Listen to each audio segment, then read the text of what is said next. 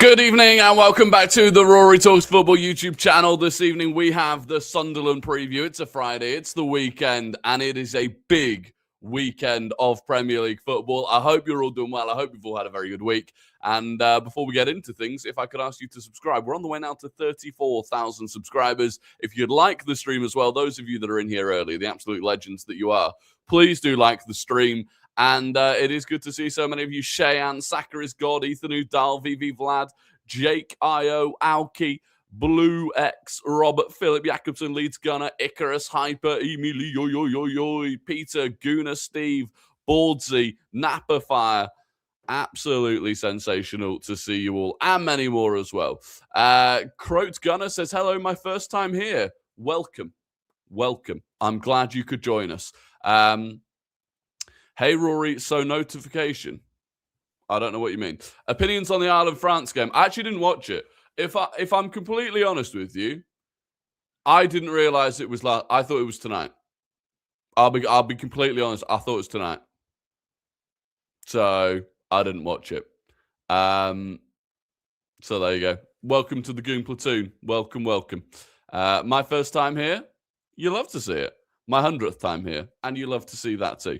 The ads in the middle of the rugby is just the start. People don't realize the kind of worms that are being opened. That was what was annoying me. I made this point, and the amount of people, I'm like, just on a tangent here, right? If you've not seen it, ITV in England is a free-to-air TV platform, and they showed the rugby. They had the rights to the rugby, and during the game, they showed an advert. One in the first half, one in the second half, right? And they use like a natural pause in the game where they've got to get ready for a scrum, which is kind of the equivalent of getting ready for a free kick in the Premier League when you're sorting out the wall and stuff like that, right? But then they bring up an advert in the middle of that, and on its own, it's not the complete end of the world. I still think it takes away from the coverage, right? Because those natural pauses in the game, that's where you can get good punditry. That's where you can take a breather, reflect on what has happened so far, run a replay. So I think that's not very good in the first place. But it's also, people don't realize that's just, that's the foot in the door. That's the foot in the door of we're going to show adverts during games now. And it won't just stick to rugby, right? This is the point. It'll end up happening in football. The World Cup has already perfectly set itself up for it by having mandatory 3-minute hydration breaks in every game. That's going to happen in the World Cup in each half, halfway through each half, right? And it's the people that don't understand the fact that it's not just this. They've started with this, and then it will go from one advert break every half to 2 advert breaks every half to 3 advert breaks every half to, rather than running alongside the gameplay, it's just the full screen. They don't understand. It's always the same. It happens everywhere. Think about when things like, I don't know, Netflix started. Netflix used to be £5 for a subscription. That was it. Now look at how much it is. It goes up and up, and then there's different types of subscription. And then actually the thing that you paid for before you no longer get. Oh, now actually we are running ads on Netflix, and so you're going to have to pay extra if you don't want to see it. It's always the same, and they do it incrementally, and they literally rely on the people that go, oh, what are you complaining for? It's only a little thing. It's not the end of the world. They rely on those idiots. And that is the rant over. That is rant over. I shouldn't be frozen. I hope I'm not frozen, Tom. Are you into the Olympics at all? I kind of am. I'm a casual fan of the Olympics. I'll be honest, since the days of Usain Bolt and people like that, I feel like there's not individuals that bring me to the Olympics. I love the Winter Olympics. I will say that. A lot of the things in the Winter Olympics, I'm a big fan of because they're just crazy, like ski cross and snowboard cross and stuff like that. Do you watch rugby? Only international rugby, really. Things like the Six Nations and stuff. I'm just going to find extremely legal ways to watch if they start spamming ads. Yeah, facts. They pause the game to play the advert. That's going to in the World Cup. That's basically what they're going to do in the World Cup. Not in the rugby. In the rugby, it's like a natural break. They're setting up a scrum, right? So the ball isn't in play, but the game is going on. The ball's not in play. What they're doing in the World Cup is in every single game, no matter how hot it is, no matter what the weather is, they are going to have a 3-minute break halfway through the half. So on the 22nd, 23rd minute, they're going to have a 3-minute break, a hydration break to go and get water, which is just the fact that they're going to do it in every single game, it could be like 10 degrees and raining, and they're going to do it, right? Because they just want a break so that they can run adverts. It's the most obvious thing. No notification, 30 minutes, like as always. What's going on? Oh, I don't know why that didn't happen. I mean, to be fair, I don't think I set the stream live until like 25 minutes ago, so that might be why. Anyway, what a random little tangent to start on. Let's get into the preview. Obviously, I've disappeared, I've reappeared. And these are some of the things he had to say. He was asked about if we'll get revenge against Sunderland tomorrow. He said another opportunity to win, to be better than the opposition, and to earn the right to win the game. That is it. On going 9 points clear if we do win, he said the statement is that we do what we have to do, and it's going to be really tough. I think they have been on an incredible run all season, and what they've been doing, we know the complexity of the match. He was asked about Liam Rosenior's comments about our staff pre-match. Now, if you've not seen, it came out. So all of that Liam Rosenior stuff, if you didn't see the clip, Liam Rosenior going mental, one of our coaches, right? He was like, stay in your half, stay effing in your half, F off, blah, blah, blah. And I don't really know. Well, we didn't know at the time exactly what he was shouting at because the camera was just looking at Rosenior. It turned out all that had happened was our goalkeeping coach had gone into their half a bit during the warm-up to collect the ball from a long kick. That was literally it, right? And that was it. And he went mental at that. And then he doubled down on that in a press conference where he was asked about it. And he could have squashed the whole thing. He could have said, yeah, look, it was what it was. He came into our half. I thought that was a bit disrespectful. I probably shouldn't have shouted in the way that I did, whatever. But he didn't. He doubled down. He started claiming that Arsenal were trying to play mind games and that, it was disrespectful, this, that, and the other, yada, yada, yada, which I think is a joke. And, yeah, and then Arteta was asked about that, and he said, I don't know, it's his opinion, and obviously we respect everybody. At any point, if one of the staff members went and did that, we apologise, and that's it. It's very common in football, especially with the keepers, because they have to kick long balls and all of that stuff, so there's nothing to comment. And basically, he's saying, Rosenior needs to grow up. That's basically what he's saying. He's saying, you need to grow up a little bit.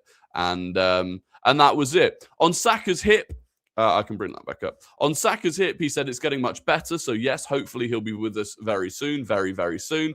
Again, I'm not expecting him back until the Spurs game. If we get him back before the Spurs game, then all the better. On Odegaard and Timber, Martin, again, is getting better. It will be a matter of days, we believe. Jurriën is fine. So, as we said yesterday, Jurriën Timber, not injured, just managing him carefully. On Odegaard, I mean, a matter of days. A matter of days, we have come to learn, normally means anywhere between a week and 2 weeks. So I don't think it will actually be that long. It's just Arteta's favourite phrase at the moment when he doesn't really want to say what's happening. But I don't think Odegaard will be available for tomorrow based on that. If he's getting better and it'll be a matter of days, I don't think you risk him against Sunderland tomorrow, if I'm completely honest. How do you pronounce that? Because I don't want to pronounce it in the way that... I'm going to say Pike. Pike, thank you very, very much for the $4.99. Nothing but a win for tomorrow. Come on, you Gunners. Agreed. And thank you very, very much for the $4.99. That's incredibly generous of you. I appreciate that. Saka for the Wolves game wouldn't be too far-fetched. Possibly, yeah. Why isn't Rodri getting sanctioned for his comments about referees' impartiality? If it was someone like Saliba, we would have got heavily criticised. You know it. I think he will. It takes a little bit of time. PK. Okay, got you, PK. Yeah, I think he will get. I think he will get something. I think there will be some sort of sanction either for him or Man City. A fine, at the very least. I think it will be a fine. Should we go for Alvarez? If we can. But yeah, I think so. I think he will get some sort of retribution. How will you get tickets for Wembley? If I'm honest with you, I'm going to start reaching out to all of the sponsors of the competition and ask if they want a TikToker to turn up. That is unfortunately, I'm going to have to go and beg it. but that is what it is. He was asked about the vibe around the place after beating Chelsea. He said the energy that winning a big tie against a great Chelsea side brings, and the fact that you install yourself in Wembley in a couple of weeks, obviously it's exciting and it's what we want. You could feel the excitement around our supporters as well, which is great. So yes, on to the next one. Now, on Max Dowman's ability, he said Max hasn't trained with us yet, so it'll still be a few weeks, I think, but it's getting better. I'm not convinced. I'm not convinced about that. I'm not convinced about him not training. But it would be a shame if he's not fit for the Wigan game. That is what I would say. It would be a real shame if he can't play against Wigan. He was asked about Oxlade-Chamberlain training with us. Of course, Oxlade-Chamberlain now going to Celtic. He said he's been brilliant. It's been great to share some time with him, his experiences. Obviously, we played together as well, so some great memories. He's been really helpful to us. Hopefully, we can help him and support him in that tough period for him and wish him all the best with whatever he decides to do. Asked if there were any other injury concerns. No, which is good. Rory with the generational Raya-like save preventing getting cancelled. You know, you got to be careful. You've got to be careful. Goon Platoon, you'll love to see it. Saka will come back better. He will. He was asked how much we're going to miss Mikel Merino. He said it's a big blow. Mikel offers something unique in the team, but he's going to be out for 4 months, unfortunately, with a very rare injury. So we need to support him, make sure that he's connected with the team because he can still add a lot of value. Yeah, it's a real shame. Honestly, like I am assuming that Merino's not going to play for us for the rest of this season. I really hope he makes it to the World Cup. That'd be so, because truthfully, at his age, this is probably his last World Cup hope. It would be brutal if he didn't make it. It really would be. So I hope for his sake that he can. Anything else of interest? Havertz in the last couple of games, he said, we're really happy to have him. Again, he offers something very different to the team, and to be able to mix it up and for him to show the level that he's shown immediately after such a long injury is very impressive. It'd be interesting to see if he starts tomorrow. We'll talk about that. I thought February was our rest month, but we're having around 6 matches, not even resting. Yeah, it's as close to a rest month that we're going to get, is the reality of it. Like, we've already played 1. I think we've got 5 more matches in February. It is long, but the Wolves game has got added in. We should have had 2 midweeks off. One of those is now Wolves. So it is what it is. If you want to be involved in all of these games, if you want to be in the final of cup competitions, this is what's going to happen. We've got the squad to deal with it, you know? We've got the best squad to deal with it. What about the 6-7 from Arteta's presser? Yeah, if you've not seen it, Arteta did the full-blown. Arteta did the full-blown 6-7. Unbelievable. Anything is better than playing 9 as well, playing 4 in a row away. Yeah, exactly. January was a hell of a month. It was a hell of a month. 9 games, 4 away games in a row at one point. I honestly think to come through it in the way that we have, I know we had some disappointing results in there with Liverpool and Forest and Man United, but I still think to come through it in a cup final, top of the Champions League, 6 points clear at the top of the Premier League, I do think it's very good. Devin has been a member for 22 months, closing in on the 2-year anniversary. Unbelievable support, Devin. Thank you very, very much. Does that mean we're getting 6-7 signings in the summer? Oh, God. I'll tell you what, though. If we don't win a trophy this season, it'll be genuinely 6-7 years since we've won one, and I can just see the videos. I can just see so Mikel, how long is it since you last won a trophy? And then him doing the 6-7. He set himself up. We got to win a trophy this season for that. Do you feel a little sorry for Ramsdale the other night? I confess I did. I like him as a person. Yeah, I feel sorry for him. He's the type of player that really, like, don't get me wrong, generally speaking, with goalkeepers, you want to be playing regularly. You want to be playing regularly. When you just nip in here and there for cup games, it's so difficult to have that sort of or to not have the rustiness, right? And I feel sorry for him, because for any goalkeeper it's like that, but especially a goalkeeper like him that has spoken about the difficulties that he has in terms of concentration and stuff like that. I just think it doesn't suit him at all. And he doesn't look great, which is a real shame. Thing is, Arsenal will play an extra game over City with the Wolves game, as they won't play Palace until April now. Yeah, but in April they'll have to play Palace at some point where we won't have a game. So it'll work itself out, right? They're still going to have to play the same extra game that we have to play.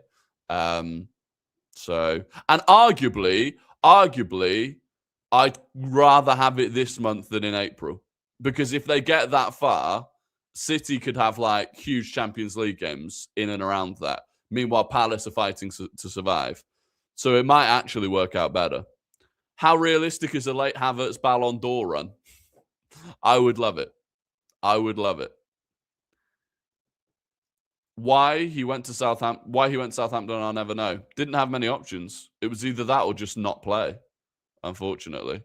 I mean, he could have tried to go to a club that was more likely to stay up, but it is what it is. We stay in London this month. Yeah, we do. Apart from Wolves away. Wolves away now we do have to leave London for, but otherwise we do. Outside of the Arsenal team news, the Sunderland team news, the only big bit of Sunderland team news is that Granit Xhaka will not play. That has been confirmed.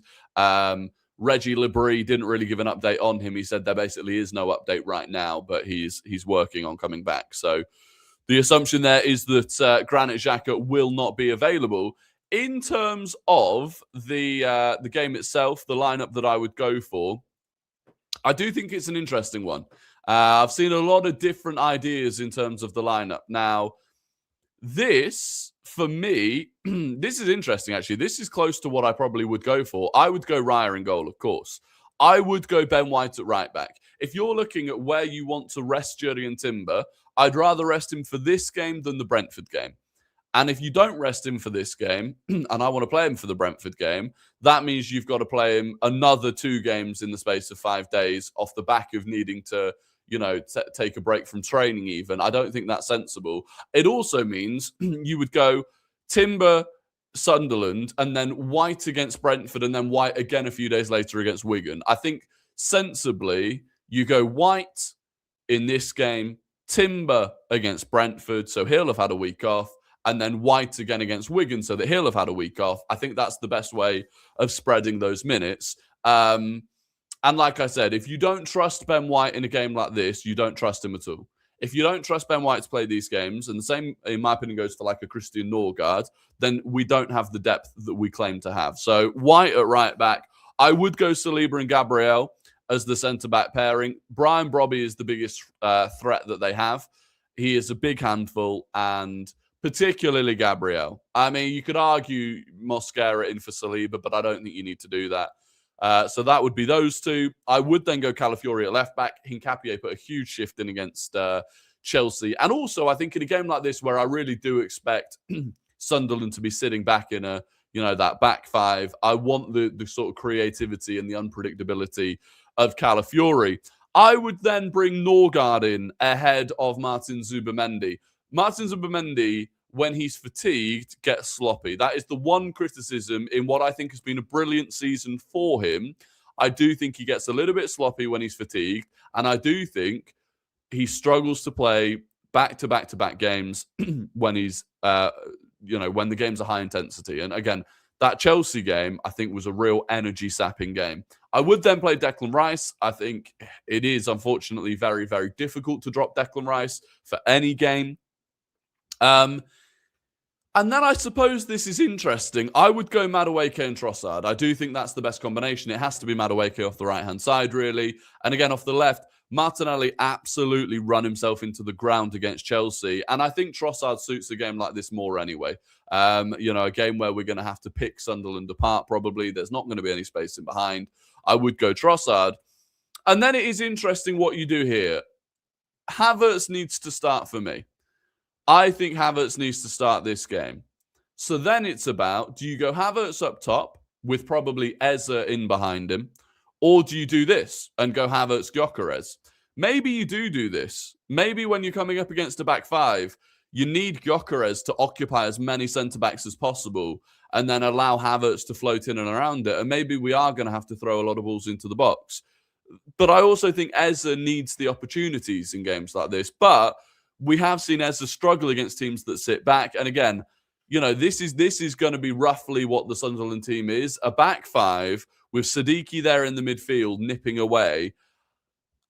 Like, I think originally I said Eze and Havertz, but there's part of me now that is thinking Havertz and Gyökeres. I think realistically I'd be happy with it either way. Yeah, that is an interesting one. I don't think you go Jesus. Maybe you go No, you don't go Jesus. That's a difficult one. It's difficult to know what the right option is here, because I do just think like Sunderland are just away from home as well. They've not been good away from home, and that's where I'm drawing confidence from. But I just think they're going to sit in like everyone else does. I mean, if you look at the away table, right? The away table, Sunderland are 17th. They've only scored 6 goals. And if you look at that compared to any other team, the closest in terms of goals scored away from home, you've got Wolves on 5, obviously, but they've been diabolical. No other team is in single digits. So they don't score much, but equally, relative to these teams other than Newcastle, they don't concede much either. So I just think it's going to be difficult to break them down. You could go Eze off the left instead of Trossard. Yeah, maybe. Maybe Eze off the left instead of Trossard. I don't mind that. I wouldn't mind that. Would I do it? Not sure. But I don't mind it. I don't mind it. For Sunderland, like I said, it's just Traore and Xhaka that are injured for them. This is the sort of game, I don't think he is going to play. It is the sort of game where we could do with an Odegaard, to be fair, to break the game open. Jesus should not be starting any Prem games except for Burnley, Wolves and West Ham, in my opinion. That's fair. That's fair. Probably start him against Wigan, to be fair, Jesus. More importantly, I don't think Arteta will do it. Well, that's always the thing, is what Arteta will do. Arteta won't start an Odegaard. I'm convinced Arteta won't. It will be Zubimendi, but I just have this major, major worry about us running the midfield into the ground and then one of them getting injured because we don't trust Odegaard. And I don't understand why we don't trust Odegaard.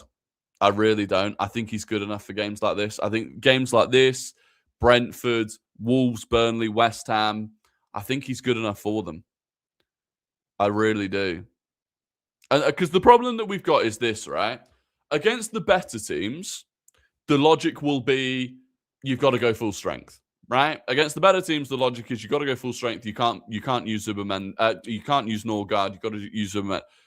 But then the opposite logic that people also use is that in games against Sunderland or against, Burnley or whoever, the logic then becomes, well, they're going to sit in a really low block and we need Zubimendi to break the game open. We need Zubimendi passing through the lines. That's the only way we can break them open. And that ends up with you basically saying Zubimendi needs to play every game. I actually think that Zubimendi against Chelsea was not making many of those line-breaking passes anyway. I think he is maybe suffering from a little bit of a confidence crisis when it comes to risky passing because of what happened against Manchester United. And so I think you can throw Odegaard in there. Let Eze drift inside and Calla going up the left wing. Yeah, I don't mind that. Yeah, look, there's two. Ultimately, I wouldn't be too bothered if Eze played either instead of Trossard or instead of Gyökeres. I do think Havertz needs to start, though.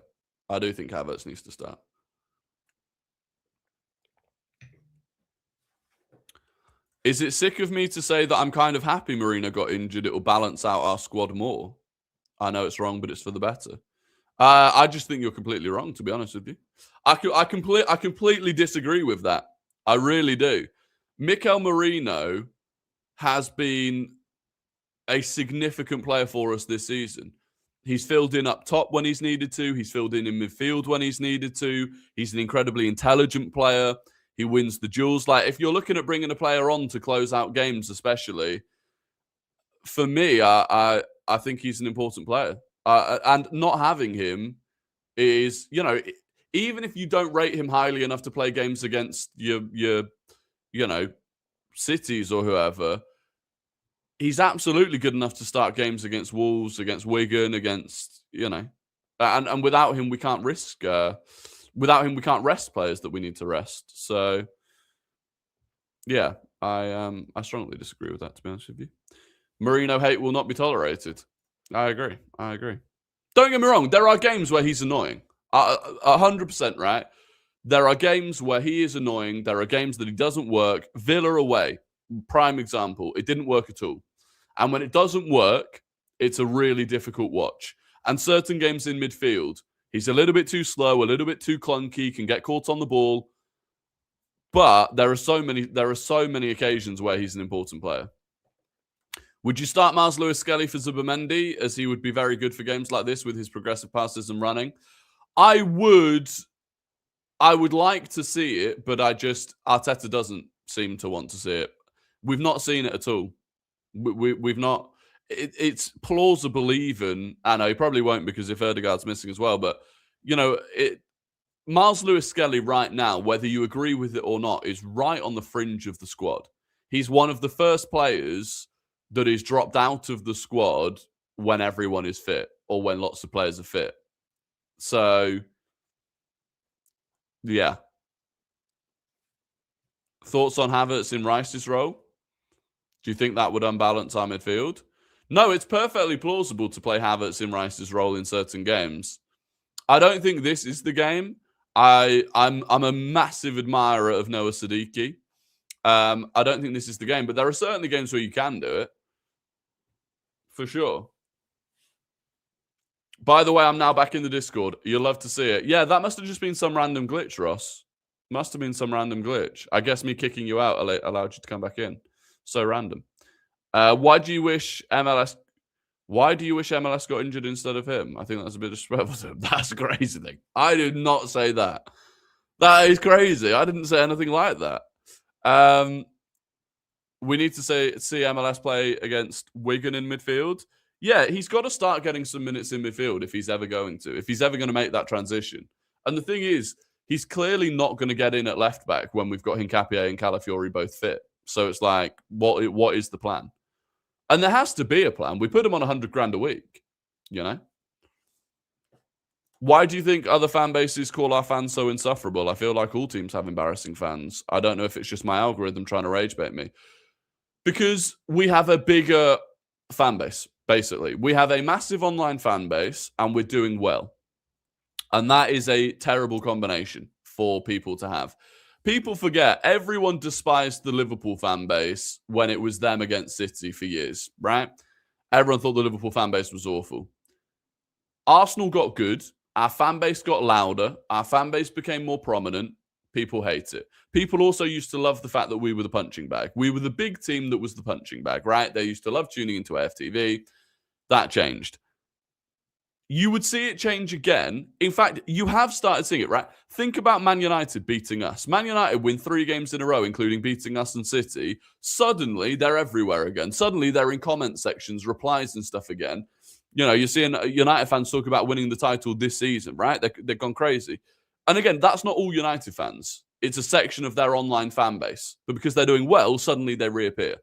And suddenly it's like, oh, actually, I kind of forgot how annoying Man United fans could be. We are like that for everyone else. Now, you don't get it with City because they just don't have the fan base.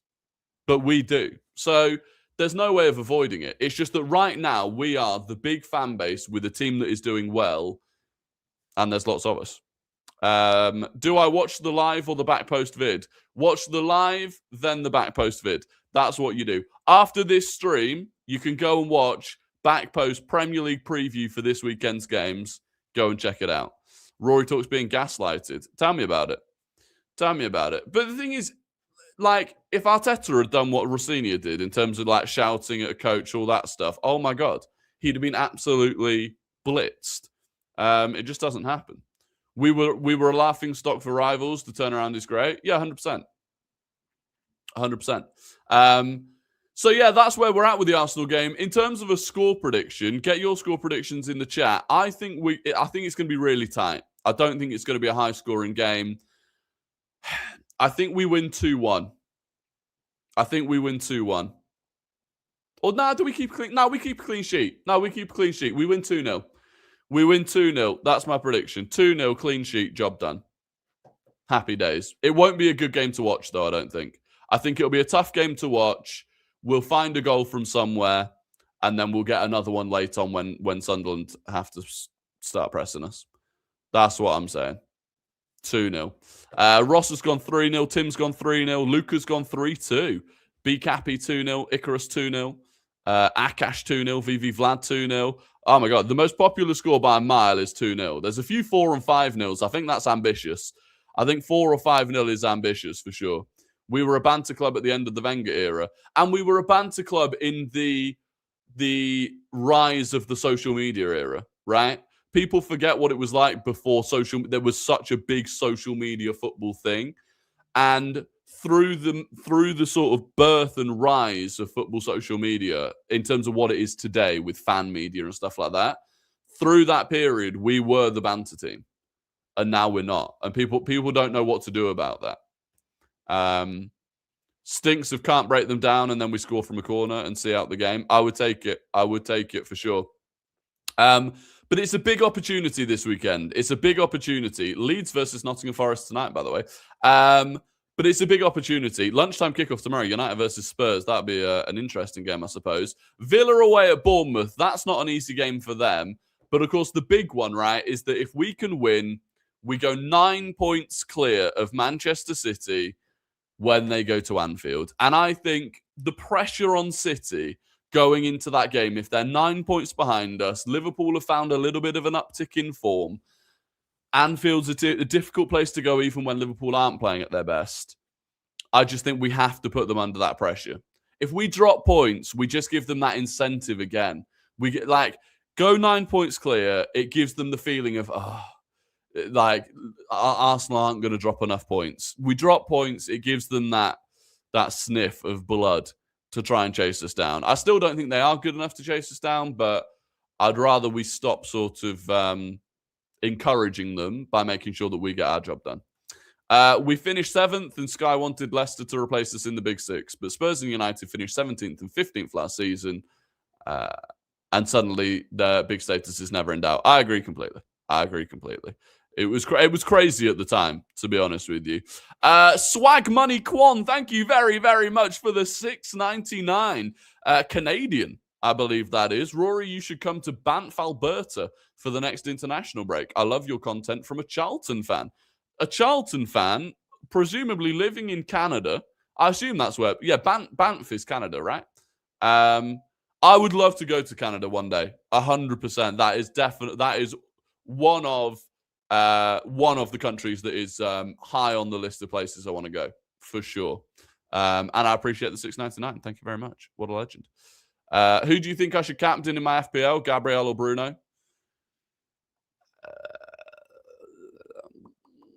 Probably Bruno. I don't know, actually. I don't know. I think I've captained Ekatike.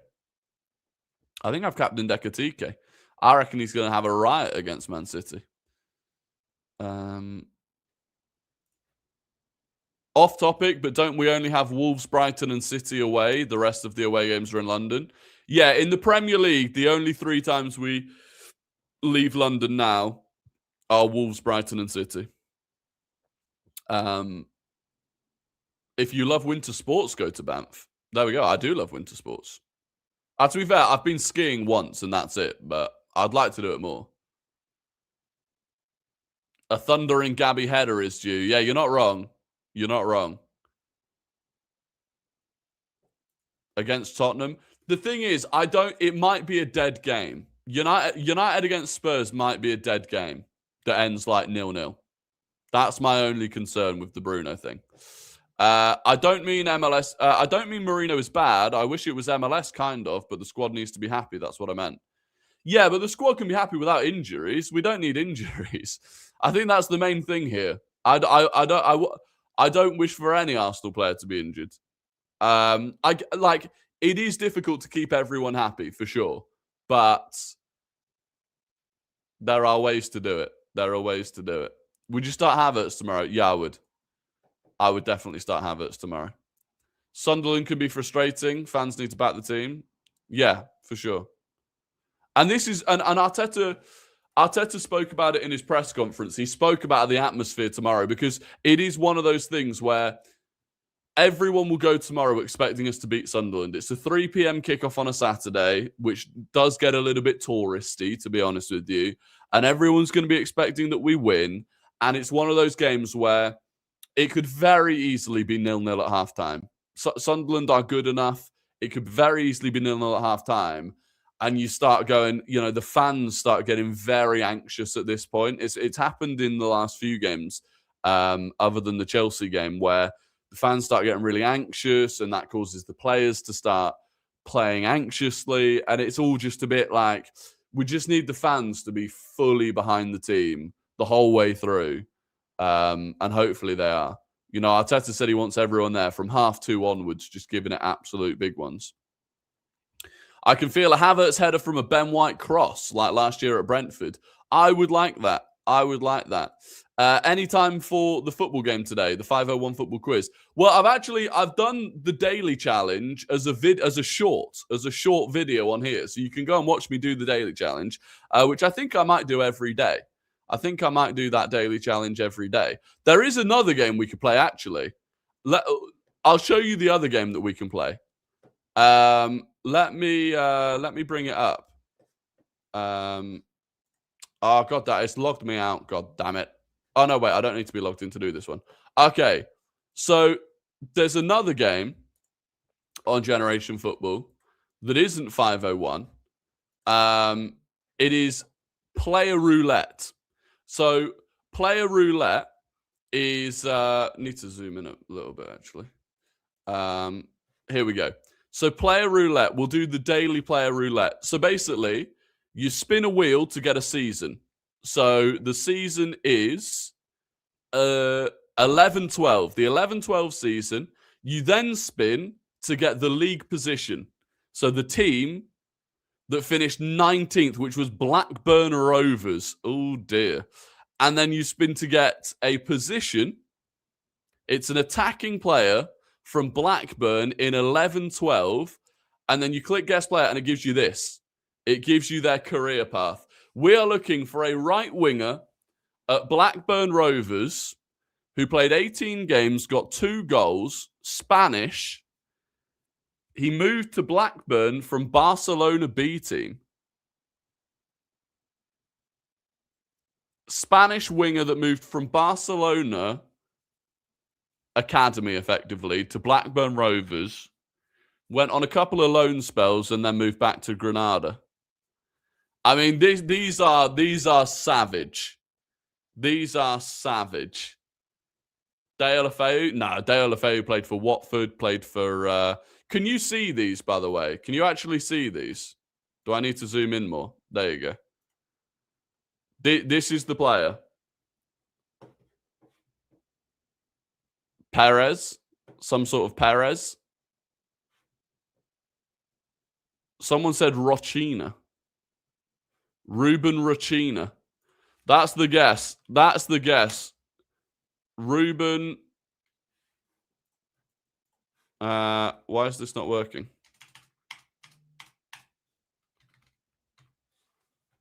Okay, for some reason this isn't working. Do I need to zoom out again? Is that why? Okay, I don't know what's happening. For some reason, it's not working.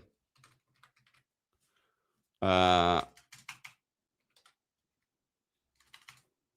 me try refresh.